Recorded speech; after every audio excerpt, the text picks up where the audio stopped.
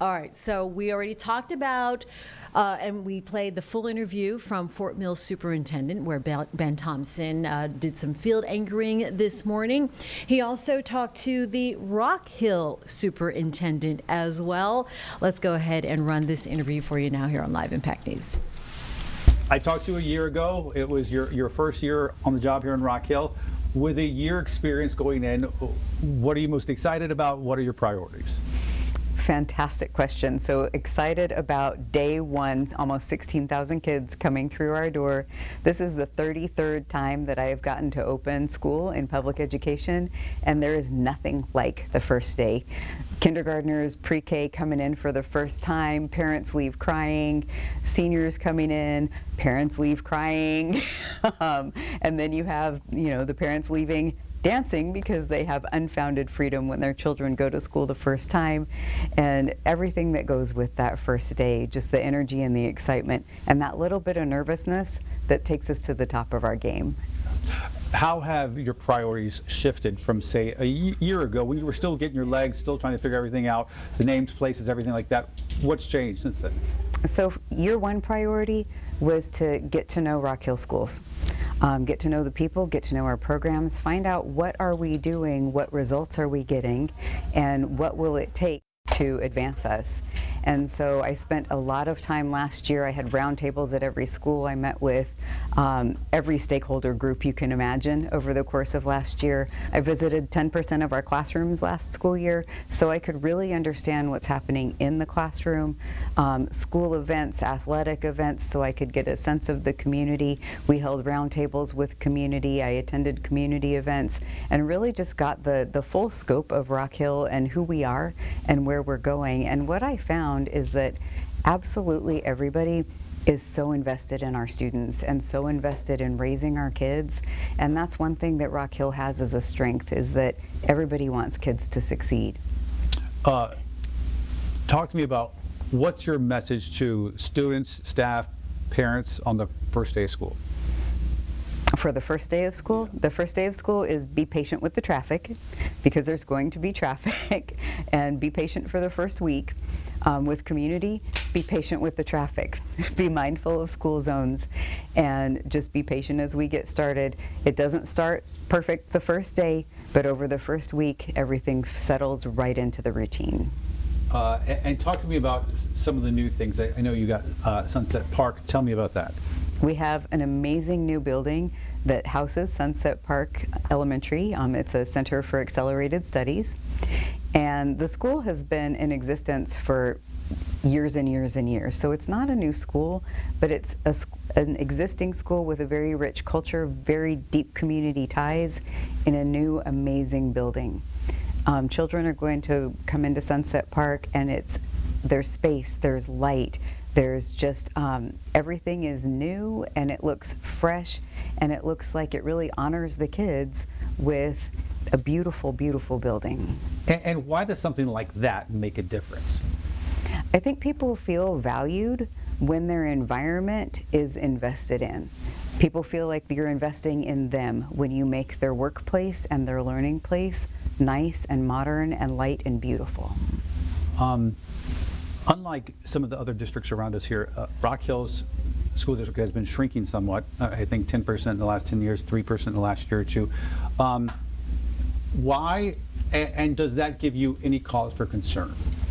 I think that does give me cause for concern, and we are still looking at understanding why. We know that last year, of the students who didn't return, most of them had moved away, some in-state and some out of state. Typically those are causes that are beyond the school. But looking inside also, what do we need to do to help keep our kids? And so we've worked really hard to just develop that relationship. We launched a Learn Where You Live initiative last spring, so that we invited the community in, invited parents in. If you're looking for a school, take a look at your neighborhood school option.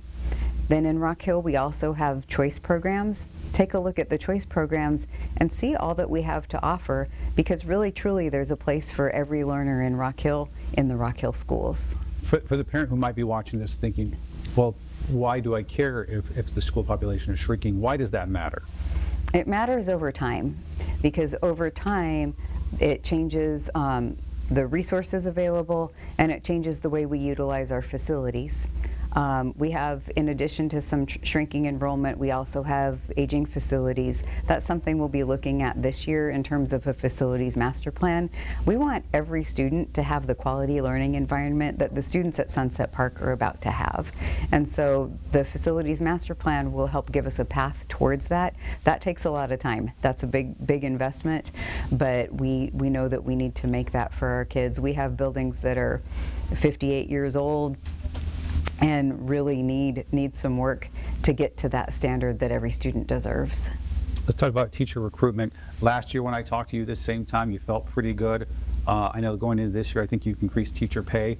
Again, $2,000, I think, to $54,000. Where do you stand as you start this school year as far as recruiting the best of the best, teaching-wise and otherwise? We just hit 99%. We just hit 99% in Rock Hill schools, and we're seeing more applications coming in all the time. Rock Hill is elevating, and I think people who want to be a part of raising the bar want to be here.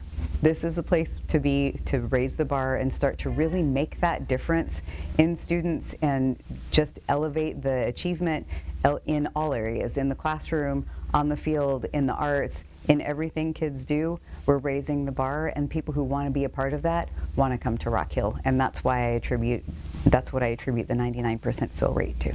Something like 100 plus new teachers, something like that? Mm-hmm. But not necessarily new to teaching. We always have some new teachers who have never taught before, but we're seeing more teachers coming from other districts. Talk to me about AI. I know it's something that all classrooms, all districts are grappling with, and the best way forward, whether that's for students, whether that's for teachers, whether it's for yourself. What is the district's current approach? So currently it's very classroom based, but this fall we are looking at screen time.